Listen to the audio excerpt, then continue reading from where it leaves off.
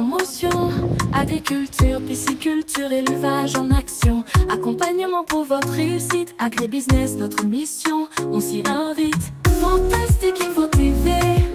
interface de la diaspora, pour un combo bio, cultivons sans déboire. Très chers abonnés de Fantastique Info Télévision, merci. Na continuera toujours que Loba Bozalaka est belé causé la agro-business n'antenne moko Fantastique Info Télévision. Toujours na présentateur nango ndeko bavon de best, donc moi na mboka, moi na RDC kinois vraiment donc yeyo moto a pesarabino ben information exacte et puis ben information réelle aux les kabongo na secteur agriculture, toujours na site agricole Massina Ray Poul Malebo na bloc Malonda D. Donc les loto e kolobe la culture au Italie bongo légumes verts au babengi ndunda. Donc ndunda toye ko beta vraiment li solo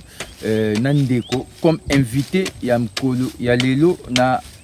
agro business ya mkolo ya lelo, pas trop de commentaires nako présenter kombo na été moko ko se présenter ta ke Congo man et puis tokota na sujet na biso ya mkolo ya lelo mbote ndeko. Mbote papa. Voilà, balandi ya Fantastique Info Télévision bazolanda pesa mbote. Yango na pesi bino mbote makasi mingi to lingande développement. Voilà. Otozo lukoyo. Kombo nani? Tanto nga komo na tonton Willy. Ndeko tonton Willy. Nga komo na tonton Willy donc navandi na Masina. Mutualité. Toza wana to bundaka na bapasi yango ya Congo bino boyebeli. Mais makanisi na biso ezaka epa na bino po biso pe to bonga. So bino bongi biso pe to bongi. Ya pasi ezate kamisane to sala boye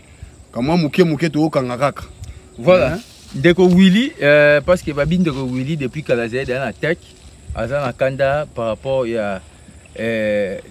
musala zosala et puis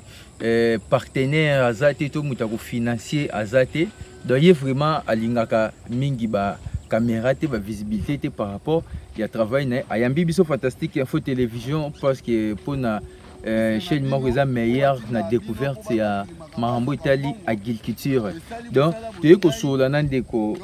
azali cultivateur ou azabongo na Malonda D ou azolo na légumes ou ebengami ndunda. Donc yango bozomo na to sola ndeko to ba déroulement to développement to amélioration ya ndunda kolona na mabele to ko bima yango to marché nango elekaka lolenge nini et puis ndeko aza expert na kolona ndunda oyo bengami légumes verts et puis aza expert depuis ya nenini oyo abanda ba marché ya ndunda oyo jusqu'à ce jour. Voilà nyoto bokoye bango na sixième ko ya lelo kandi to esarabino to bandi na sous-bassement ya koyeba po bozala éclaircir bozala vraiment na clair ya malamu to éclaircir bino vraiment place bozali muto azwa implice na parce que to benga ba professeur un professeur so azo tangi c'est ça pour moi azwa maele ba ba professeur yo atoza wapi atoza na bironi ata clim ezozwa yo so yebi kolona te okoya kota muto azo la kisayo et bela ba étudiant ba yaka ba université ba licencié ba nani ba yaka toujours pas na bango comme ba professeur non a boité théorie et pratique to kutana ba bato bazo pratiquer yo za théorie vanda théorie na yo toza na posa bato bazo pratiquer o lelo population congolaise bazali na honneur ya kotia bilei na munoko po bazala nzoto kolongono to bantu so ndeko tomonyo zobeta mingi Congo na tomoni bandunda yebisa biso vraiment loto beta mingi maso eta légumes ndunda bobanda kango lolenge nini po lelo ko mandunda babando lia beta sono lisolo bon ndunda za boye nde to beta Congo boye to labourer mabele après mabele to zuba grani to boaki to sopa mai dans 4 à 3 jours et bandi ko bima. Okay. Bandi ko bima wana ti ba 2 semaines to bandi ko tia ba kisi neti ba makote ba vitamine nini wana poke et développer que population pe ba lia yango wana tozo bunda to banda musala depuis ba 2012 to zaka na musala oyo jusqu'alors to dans 2025 yango wana to bunda ka moke ya biso position ya biso bureau yango oyo tobokola bana tosala boye sa boye tovivre te yango wana mpe tozosengaka mpe oyo baza mpe musika bayaka mpo basalisa biso ke elekaka ke efandaka te yango wana tozobundaka na mosala neti papa azoloba en tout cas vraiment nakumisi ye mpe nasepeli na ye mpe na makanisi na ye mpo eza nde makanisi oyo ya développement ke eloko mosusu ekobima lobi likolo ke biso toza mpe na makanisi te mpo na yo mutu mpo ozomona nde biso tobunda eza bongo yango wana onga na voilà. bino Wana bolandi ndeko Willy par rapport à l'explication, donc toujours motivé pour na ko yanola na ba question na biso oyo agro business qui sur le terrain na malonda de pour na ko solola ndeko Willy milona ndunda elona maka na ba sensi nini eza sensi ka o boloni lango parce que msuba boka pépinière misuba soa déjà ndunda oye bandi kokola esali moi 2 semaines do une semaine akomi kolona yango na ebité le msunga lobi na ndenge ya orientation te meka ko expliquer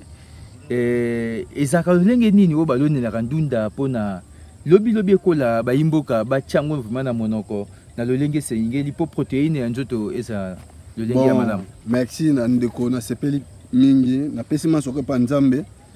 pe mayele ya mutu ezala bosangani boy so bosangani nde mutu apesi likanisi oyo apesi likanisi après bobimise eloko moko ke eza mutu ya na miso ya bato voilà kolona ndunda nde tozolona ndunda boye bamosusu bazobwaka graine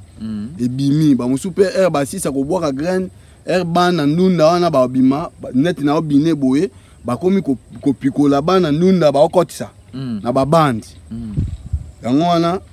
na sensi oyo balona ndunda solo bike otiaka ba graine otie graine sopi mai ebimi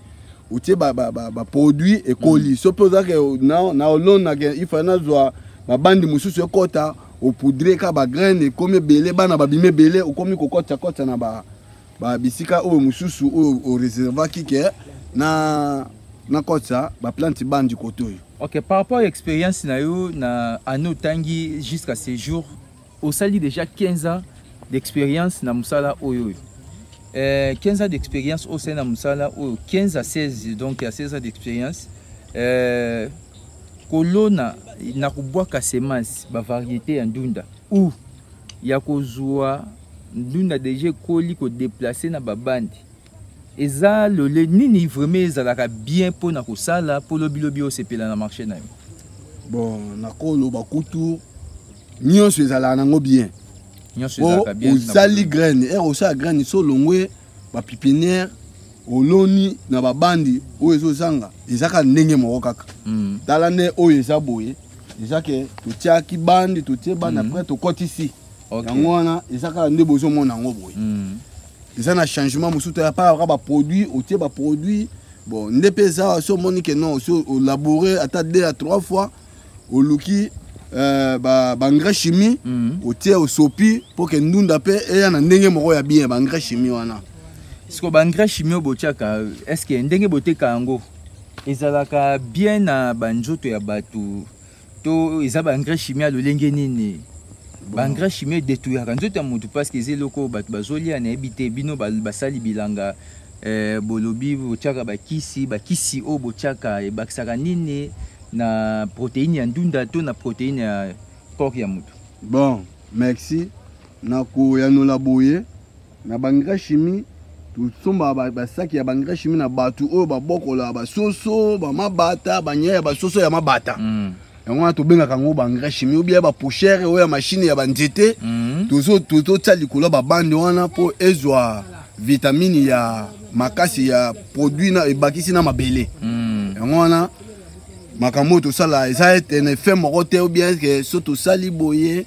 yango wana ebelisaka ou bien eza produit moko ke so lié ou bien boye eza eloko moko te voilà eza kama mayele kaka ya mutu mosusu apesa mpe mayele tosala boye yango wana mpe tokomi osala mpe ka bongo. OK, sikoyo tokomi na développement déjà oyo tokendaka mpe na conclusion na bandi moko otekaka yango na combien bandi moko ya ndunda? Bon, na banda ndunda moko boye neti 2 jours oyo eza na shit oteka ngo na ba faux premier ezala so ezate ezomona na te etekama mati ba 50 000 60 000 etekamaka mais na minute net eza boye ekomi koleka tanto ba 20 000 ba 30 000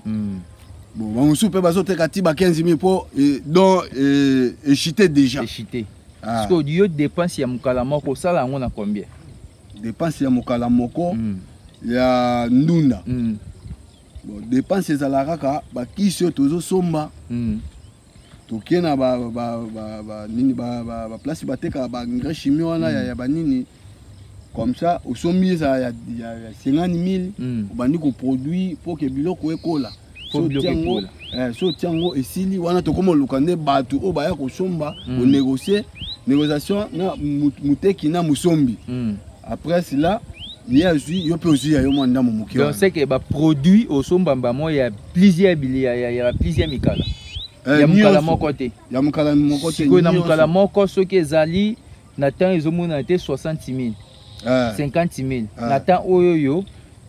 ba 15 000 ba 20 000 ba 30 000 oza na bénéfice to za na shit par rapport ya makambo bo salaka na ndenge bo salaka ba vente ba calcula ba nini est-ce que oza na shit to za na bénéfice bon merci la question de tout wana eza marché noir okoki kokata 1 hectare ya bilanga oloni ba masangu oye eza ça dépend de nzambe akosala po okolona 1 hectare ya masangu olongoli yango oye pe na nzela oye koto oyo okuta marché za mabe ou bien edini na mai tokufa te tobondelaka na nzambe ke nazwa courage ndenge na osala boye na zwi eloko te na zwi bénéfice te mais na tiki te comme eza mosala nasalaka na okontinue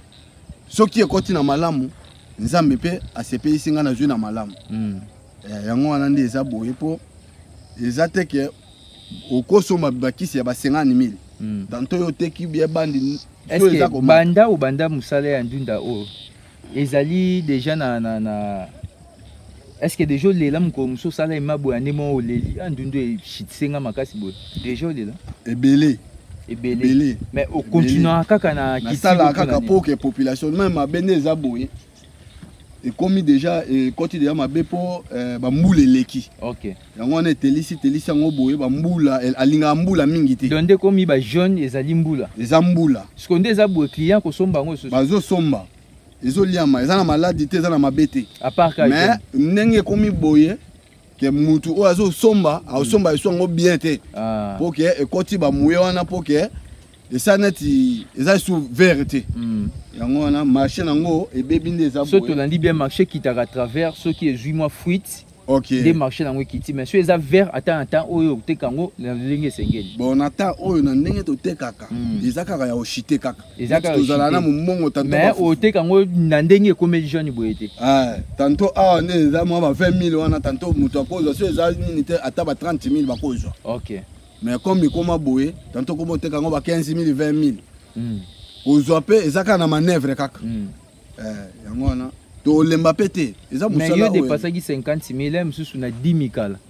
lem na 10 000 kala na so te kala musu ata 10 000 na 10 000 kala da 100 000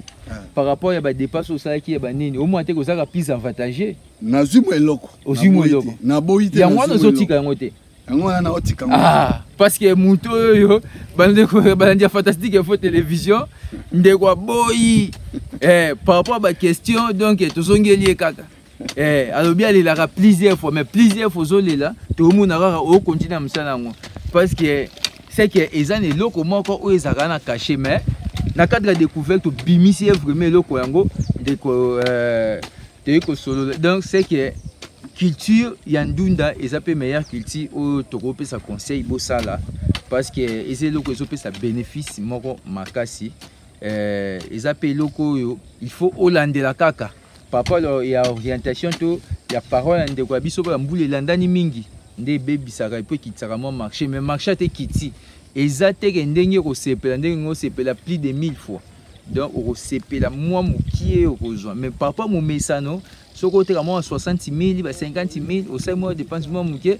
mais mokolo monde chité au sentier ma to 50 000 monde yango de côté donc yango wana nini lolenge ndeko Willy azoloba moboma moboma na poule malebo moboma donc moboma donc PDG Lucien Bokite yepe azam pandi wana yo ndeko nae. Merci à toi Montréal Sokrabo oyo bimisinga liboso na bino pona ko transmettre bino ba information tozaki bongo na ndeko Willy yeyo tozaki net soli vraiment qui tire au Italie ndunda naza sir ameki ko beta moi li solo to bakate visa radio te vi que te visa radio te toujours to ko suka na visibilité pona ko laksa bino au Italie bongo makambo nyonto ezoleka na poule malebo et puis réalité RDCienne donc réalité en RDC Isakaka na Fantastique Info Télévision toujours na magazine Agro Business. Merci à toi mon coordinateur Lucien Bokite notre docteur, merci à tous les partenaires et tous les abonnés de Fantastique Info Télévision. Au pas Julie Bakou à Kolanda biso la première vidéo en tout cas pour hésiter na ko s'abonner vraiment massivement peba oyo yo bozaka toujours basé na culture africaine donc notre culture africaine et ça pouvoir bako ba pesa depuis création ya monde donc balobela ka mabele pe mabele tout ça c'est que biso tozaka na bablo monsieur bimara ya kolia ba ki se madale vitolo na ngote bimara yango moko c'est que pouvoir eza mabele au munilo ça te na vie oyoyo bato bazome mabiso bato bazome mabiso na vie o koma koshoko comment no pas te beta ba onkara yaka mabele okozwa suite c'est que mamba politique occupé notre souté tout le monde a une basima merci ndeko merci la CPL